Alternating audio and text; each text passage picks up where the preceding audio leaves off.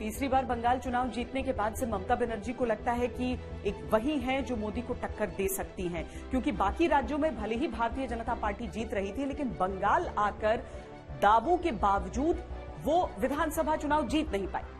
ममता की ताकत है कि वो युवाओं और महिलाओं में लोकप्रिय है और वो अपनी लोकप्रियता को चुनावों में भुनाना भी जानती है।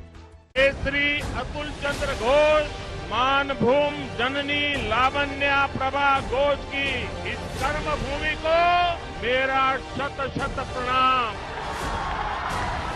देखिए, बीजेपी को हराने के लिए सबको एक होना जरूरी है। हम अकेला कुछ नहीं है, सब एक साथ में मिलकर काम करना पड़ेगा। पूरे देश ने देखा था कि पहले लोकसभा चुनाव और उसके बाद विधानसभा चुनाव में एक प्रधानमंत्री और एक मुख्यमंत्री। गरीब की बाड़ी मिट्टी में मिल जाती है, लेकिन तृणमूल के तोलाबाजों की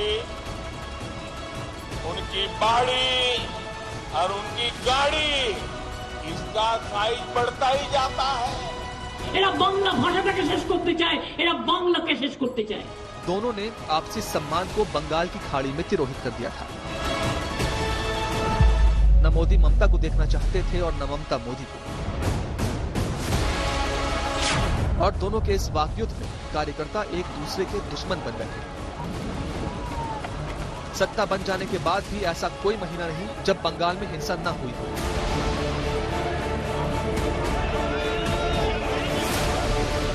दरअसल ममता बनर्जी को लगता था कि बंगाल अगर सियासी तौर पर काबू में नहीं आया तो आगे पीएम का सपना सपना ही रह जाएगा।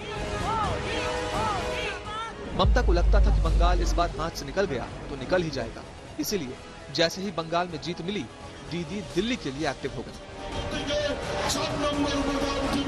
अभी 2024 में पहले ममता जी अपने साथ कांग्रेस को तो बैठा लें, तब तो देखेंगे। और नीतीश जी गए थे दिल्ली, तो क्यों नहीं कांग्रेस और केजरीवाल को एक जगह बैठा सके, बैठा तो दें उनको।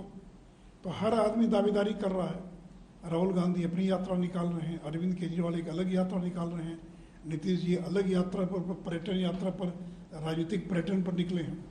ये सब होगा, चुनाव नजदीक है, तो इससे कोई चिंता मत कीजिए। ये सारे लोग मिल भी जाएंगे तो भी नरेंद्र मोदी का मुकाबला नहीं कर पाएंगे। इन तस्वीरों को देखिए और दीदी की फील्डिंग को समझिए। प्रधानमंत्री के सपने को साधने की कोशिश हो रही है। जिन जगहों पर अपनी सरकार है वहाँ तो वजूद है, लेकिन वो जगह जहां अपना वजूद नहीं है, वहां यूपीए के साथ शामिल रही वो पार्टियां जो अब कांग्रेस नहीं है, सबको अपने धड़े में लाने की कोशिश हो रही है। बहुमत के आंकड़ों तक पहुंचने के लिए ममता बनर्जी का जोड़ तोड़ गुणा भाग देखिए। बंगाल में 42 सीट हैं और यहां अपने भरोसे उनको उम्मीद है कि वो करिश्मा कर सकती हैं। महाराष्ट्र में 48 सीटें हैं, इसलिए उद्धव और पवार के साथ कई बार मीटिंग कर चुकी हैं। बिहार में 40 सीट हैं और हर मौके पर दीदी तेजस्वी से मुलाकात कर रही हैं। नॉर्थ ईस्ट में 23 सीट हैं और कांग्रेस के बागियों को जोड़ने की कोशिश कर रही हैं। हरियाणा में 10 सीट हैं, इसलिए अशोक तंवर को लेकर आई हैं। अब इन सब को जोड़ ले तो कुल सीटें 165 हो जाती हैं। चुनाव में 2 साल का वक्त है और ममता के सहयोगियों को भरोसा है कि इसे 300 तक वो पहुंचा ही लेंगे। देखिए, बीजेपी को हराने के लिए सबको एक होना जरूरी है। हम अकेला कुछ नहीं है, सब एक साथ में मिलकर काम करना पड़ेगा। दीदी सपना देख रही है कि वो मोदी को दिल्ली से भी बाहर का रास्ता दिखा देंगे, लेकिन सवाल है कैसे। राष्ट्रपति और उपराष्ट्रपति चुनाव में विपक्ष की दोस्ती सबने देख ली। मार्गरेट अल्वा को विपक्ष ने उपराष्ट्रपति चुनाव के लिए मैदान में उतारा, लेकिन ममता बनर्जी ने ऐलान कर दिया कि पार्टी चुनाव से दूर रहेगी, क्योंकि उम्मीदवार पर फैसला करने से पहले कोई औपचारिक बैठक नहीं हुई। मतभेद के अलावा चुनावों में क्रॉस वोटिंग का भी सामना करना पड़ा। राष्ट्रपति चुनाव में झारखंड मुक्ति मोर्चा ने विपक्षी दलों के उम्मीदवार यशवंत सिन्हा को समर्थन करने की बजाय एनडीए उम्मीदवार का साथ दिया। असम, झारखंड और मध्य प्रदेश विधानसभाओं में बड़ी संख्या में विपक्षी दलों के विधायकों ने एनडीए उम्मीदवार द्रौपदी मुर्मू को वोट दिया। लेकिन एक सच ये भी है कि 2014 और 2019 में मोदी लहर चल रही थी।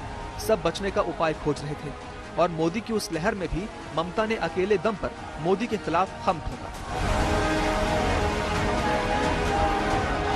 लेकिन जब बंगाल से बाहर ममता की ताकत झांकने निकलेंगे तो ममता हर जगह फेल नजर आती हैं। राज्यों के विधानसभा चुनाव की बात करें तो टीएमसी ने 2022 में गोवा में 26 सीटों पर चुनाव लड़ा और कोई जीत नहीं मिली। 2021 में पश्चिम बंगाल में 288 सीटों पर चुनाव लड़ा, 213 पर जीत मिली। 2021 में ही असम में 15 सीटों पर चुनाव लड़ा, कोई जीत नहीं मिली। 2021 में तमिलनाडु में 2 सीटों पर चुनाव लड़ा, कोई जीत नहीं मिली। 2019 में ओडिशा में 16 सीटों पर चुनाव लड़ा और यहाँ भी कोई जीत नहीं मिली। ममता चाहे जितना जोर लगा ले, लेकिन आंकड़े कहते हैं कि ममता के लिए दिल्ली अभी दूर है। बंगाल से बाहर भी जनता के साथ साथ सहयोगियों का भी भरोसा हासिल करना होगा कि वही देश का भाग्य बदल सकती है।